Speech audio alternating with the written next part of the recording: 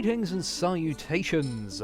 This is Jason Silverain, and today I'll be doing a brief review on Ezaron Defense. Now, before I begin, I just want to say tower defenses are a guilty pleasure for me. I am very much into seeing my enemies break upon my walls. I really was a turtler in the early days of strategy games, especially in Command & Conquer and Age of Empires and all that lot. So when tower defenses became a major mainstream genre, I was really into it. Defense Grid being one of my main favourites, but there was loads I played, and even today it's still a genre I like to pop into, even if some of the fad has died down.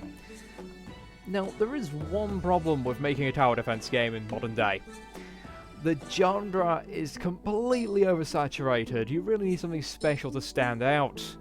And sadly, to begin this, Ezaron Defense is not having that special something.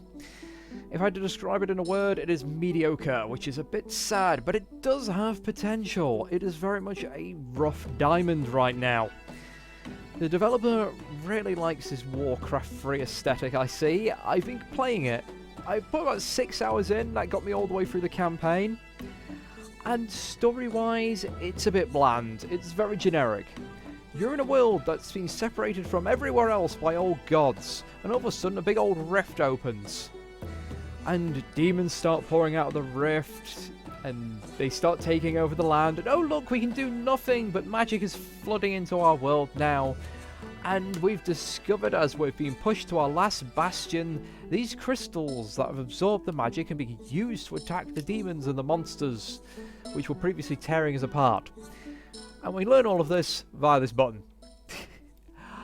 I am not even going to try and pronounce the various demons and generals and things like that. I mean, here I have. I mean, that's one of the more pronounceable ones. I'm not going to try the others.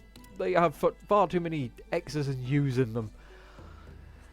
Now, there is a few issues with this. It's only just come out of early access in April 2021, but the game was released in early access from October 2020, and there's been lots of updates. And you can still get it now for about $12 or just under £10 if you're in the UK like myself. It also Endless Mode, which so far is being built upon and is being sort of the final aspect of the game that still needs tweaking. Yes, I've got all the achievements in the game so far, but the final achievement needs you to earn unlocking points from Endless Mode, which has not been implemented, which I must admit has irked me. Now, I'll start with the options because that's where I tend to go. So far, the options are pretty basic. I mean, scroll speed, resolution, quality on a slider bar. Oh goodness me, look at that. You can actually see it. That is in fact the only option that actually works when without having to quit the game and restart. Again, someone I was trying to level out the music so you could actually hear me. It's a bit deafening on default. That said, Dev has made it very easy to report bugs, and he also has a Discord, so it's not an abandoned throwaway game. There's a lot of heart gone into this, in spite of my relatively harsh assessment of it so far. I would like to resume my game. I would prefer that to be separate saves. Now, it doesn't look like your typical tower defense game, does it? This is your sort of hub. As you go through the game, you build various buildings, none of which really have any effect other than to make your place look a bit pretty, and these unlock research crystals. You spend research crystals on the various odds and ends of research, some costing 1, the most costing 3, and yeah, sadly, the whole campaign does not have enough to unlock everything. That is what I've got to get from Endless Mode. That's where my last achievement is. Angry Silverain noises. Denying me my achievement when I already put so many hours into this. But yeah, right now, again, it is rough. There's still quite a few bugs in this game. I have found many of the special effects simply don't work, which is a bit sad. And that goes with several of the towers. Now, you start with 4 basic towers you slowly unlock. Actually, I'll go back to research for this. We start with archer towers, which are basic giant ballistae. Then you get cannon towers, which are practically useless through 90% of the game because they fire so slow and have the shortest range in the game. Once you unlock the later towers, which are the mortars, those are actually half decent, and rockets are okay. These are sort of AoE towers, but a lot of the level design does not actually mean there's going to be any splash damage. Again, something I'll go into later. But yes, each of these 4 tower types have a little bit of research, and they can also then, you know, split into 2 further towers. Just to go over the research available, is your typical more range, more damage. And enemies in the game later on get physical armor. This does nothing. This destroys a portion of enemy physical armor every hit. Does nothing from what I've observed. I've not seen it reduce their armor. I've not seen it do damage reduction. Hell, how armor works isn't exactly clear. Again, the cannon, more splash damage. Pretty useless to start with. But the slow effect is so minuscule that it doesn't seem to have an effect. And again, the tower has to destroy the physical armor effect. Meh. The triple damage, however, these ones are triple damage, the double damage and the triple damage. Those, oh yes, those definitely work. DPS is really what you want here, like any tower defense game. And then you have the energy tower, which is also called the lightning tower, depending on which part of the game you read. And the stun effect is the most broken, overpowered effect in the game. It can only hit one enemy, but if that enemy's solo, that's a dead enemy. Especially when it's, I believe you have the laser. Or is it God Ray? I don't know. Sadly, when you start unlocking these towers, the energy towers, they're missing their descriptions. And of course, you've got regenerate. This is quite good for your lives and life capacity. To be fair, the life capacity is pointless. It only gives you up to 26. You start at 20, and if you've not got max life at the end of the level, well, you're not going to get 3 stars, so pretty useless. Mana capacity, that one's useful once you start going into spells over here, but what you really want is the mana regeneration speed, and then maybe just one of these, and then at that point you're good. You really don't need these until much later in the game. And I do advise anyone who does pick this up, start on the ice spell. It will make your life so much easier as it does damage, and is actually one of the few effects that actually slows the enemy in the game. It's one of the few special effects that actually work. Fire is just straight damage, which barely does more than the ice, so it's a bit meh and pointless. I haven't really used the poison, because you can only equip 3 spells. The damage buffer is very good, and in early game speed buffer is also very good. Granted, this doesn't work on several towers, more the later ones that have such a high fire rate that you cannot tell the difference. But yes, just to go back a second, regeneration is currently broken. I found in the campaign, instead of gaining 1 life, it restores me to completely full health. So I actually had to find a way of purposely losing to get the "You've Lost" achievement. That was actually kind of hard. Thankfully, endless mode, this doesn't work. Also, the 10% more gold per kill. Early game, it barely makes a difference. And the magic crystals, you need them to get the top end towers. So if you buy that one early, not realizing what it is, absolutely useless for you. My advice, gain tool bonus at the end of a level. Get that one first. Then followed by the ice arrow, and then slowly start working your way through these. Probably ignore the cannon ones until you get this, because mortars are good stuff. But yes, I mean, the town is nice, but with you spending tools, which I can't do now, to purchase a building, all you get is 1 research point. And I guess it's a way if you're stuck on a level to sort of get yourself those points that you'd normally only earn when you do 3-star and get max rating. And as you can see, 20 levels to begin, which is pretty reasonable. As I said, I took about 6 hours playing this on and off. And you can cycle through your spells. I mean, you won't be getting 3 stars off the bat. The game's balance is very shonky. Now, normally on this level, you'd start with the ballistas, and as you can see, you've got set locations. It's not really one you can choose where you're going to put things like defense grid, and Let's just spawn. At this moment in time, you do not earn any bonus gold for early spawning. And each time you encounter a new enemy, you get this little explanation of them. The models for the enemies are quite lovely. The stages look quite nice. There has been some accusations that some of the level designs have been taken from other tower defenses in the late game. I cannot confirm those. I have not played Kingdom Rush, so I don't know. Also, there is a current glitch in the game which the devs are working on, which means if you 2 times speed, there is a chance the enemies are invulnerable, or will not take the damage until you go back to normal speed. It seems to be a bit hit and miss. It doesn't affect every enemy, it doesn't always do that, but it has caused me to have to retry levels because an enemy wasn't taking damage, and as you can see, they just potter along quite happily. And in these early stages, even with 10% extra gold, I will not be filling all these in. Hell, I won't even be getting all the upgrades because you barely get any money. This is the thing, in the early game, you are struggling for money constantly. And it's frustrating. Yeah, you can't play with half the fun stuff. At the end of the game, you have so much money you're rolling in it because, well, Laser Tower goes brrrr and everything dies, which I will show in a moment. So yes, the reason I say the game's a little mediocre is because it's very safe. It's very traditional, and they did try and market it towards a classic feel, but honestly, I mean, it's a by-the-book tower defense. So you've got your 4 starting towers, shoots ballista, weak, rapid fire, can shoot both things in air and ground, upgrades to do, eventually upgrades to do high damage or damage over time. I will say this, the poison effect does not work at this time, so do not use the poison turrets.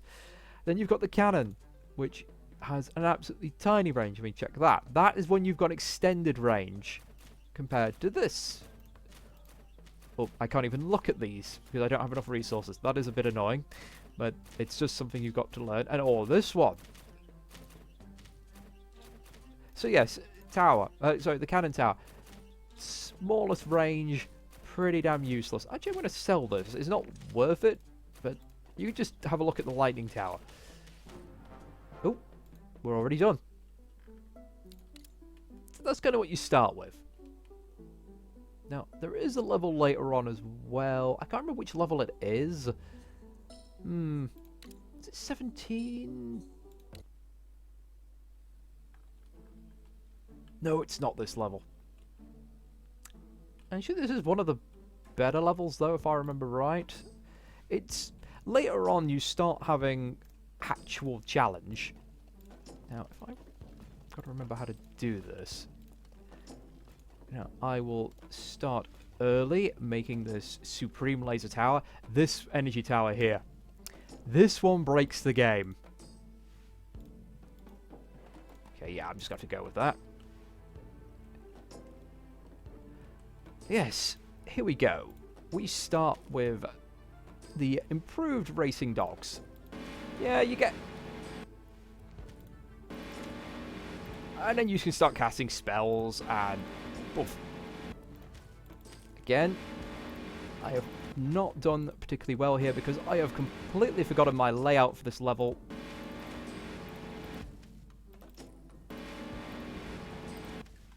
You can hear that noise. It is awful, isn't it?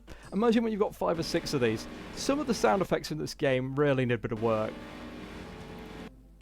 This is why I had to turn the volume all the way down, because when you've got 3 of these on top of each other, oh goodness me. Also, I realised that is not what I want there. Bugger, I should just restart this level. I want one of these. Actually, let's get 2. Now, yes.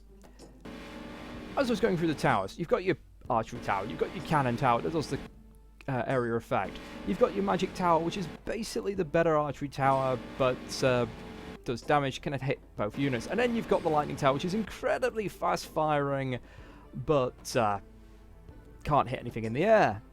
Not that's a massive issue, because there's not really many aerial units in the game.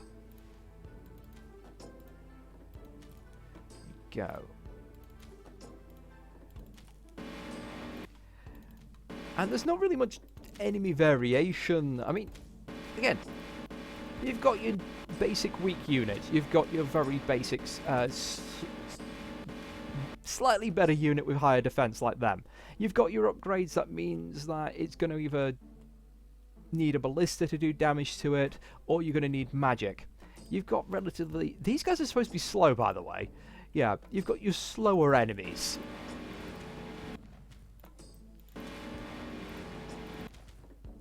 Oh, yes, we have the lichers. They need magic to hurt them. Not that I have much of that right now. Yeah, I've kind of stuffed the prep because I wasn't thinking. I was just rushing it. Oh, well.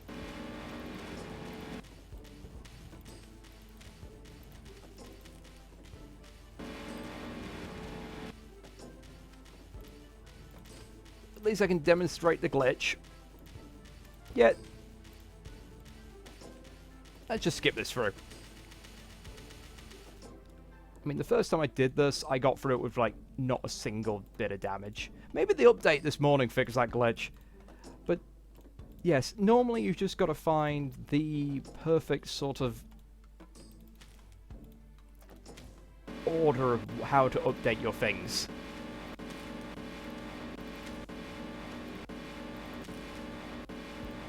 But look at it just melts everything.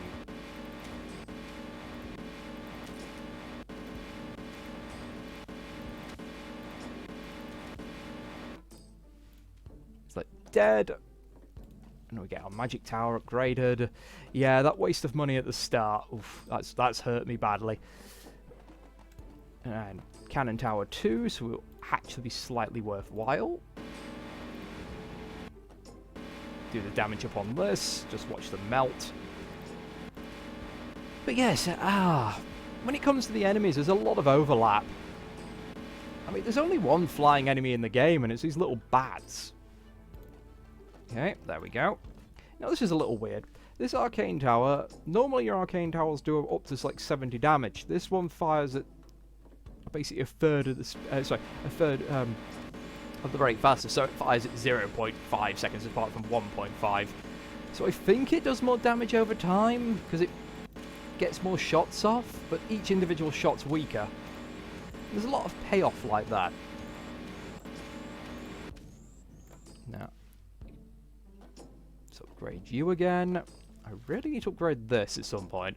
Actually, let's get that prepped. The spiders. The only one of their type.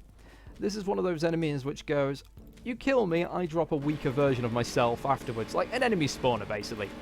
However, what I found with the spiders is that the internal enemy is not always weak.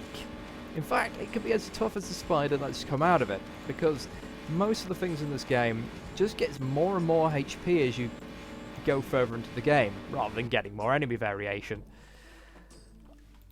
Again, it's not a bad game. I am not hammering this as terrible. It's just...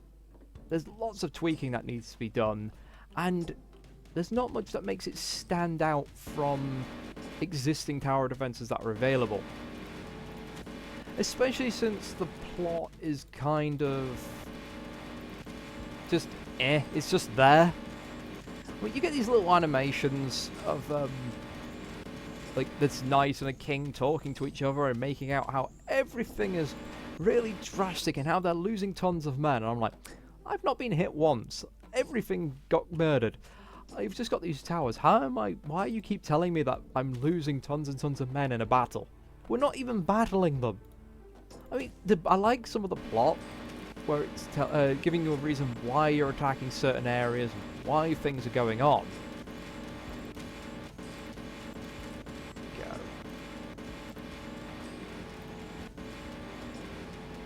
Actually, let's try this one. This one is not nearly as good, but it's essentially like a mortar.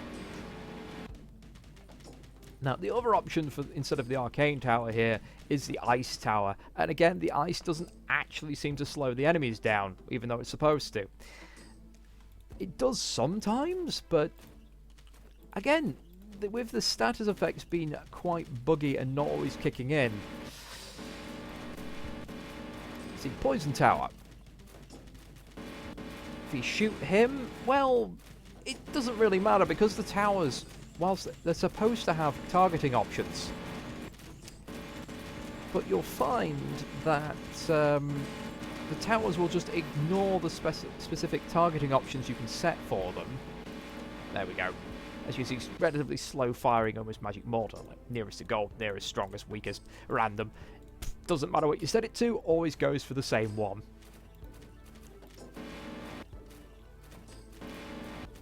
In actual play, there is no noticeable difference. Again, it's another reason why I don't think the poison one's actually any good, because the poison effect is so minuscule, it doesn't matter, and most enemies are going to be dead before they can get out of reach anyway. I have actually seen it shoot like a very high HP enemy, and the enemy walk out of range of the ballista and it takes no damage whatsoever.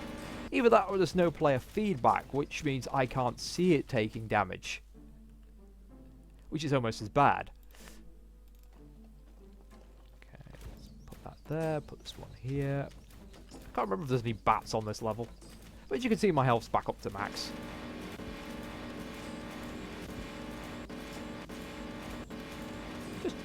I do like the models though. The level design is somewhat interesting. This is one of the few levels where the cannons are actually half decent, because we can actually get everything grouped together. Most of the time it's a case of the enemies are so spread out in single file that the splash damage just simply doesn't hit. So if you've ended up building up the cannons early game, you're going to suffer like I did. But kudos to the game. You can go back to the levels and just repeat them until you get them right, which is very nice. As you see, look, that's supposed to slow him. That is not slowed in the slightest. Slow creature for 3 seconds, not working. Nothing at all. And I've been distracted and not casting spells. Indeed, at the end of the game, you will have to be good on your spells, because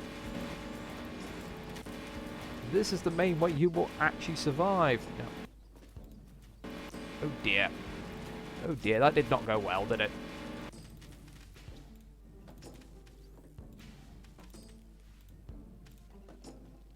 Again, I've been talking and not paying attention. Also, normally I'd have 2 of these towers here, and that just melt that whole group really quick.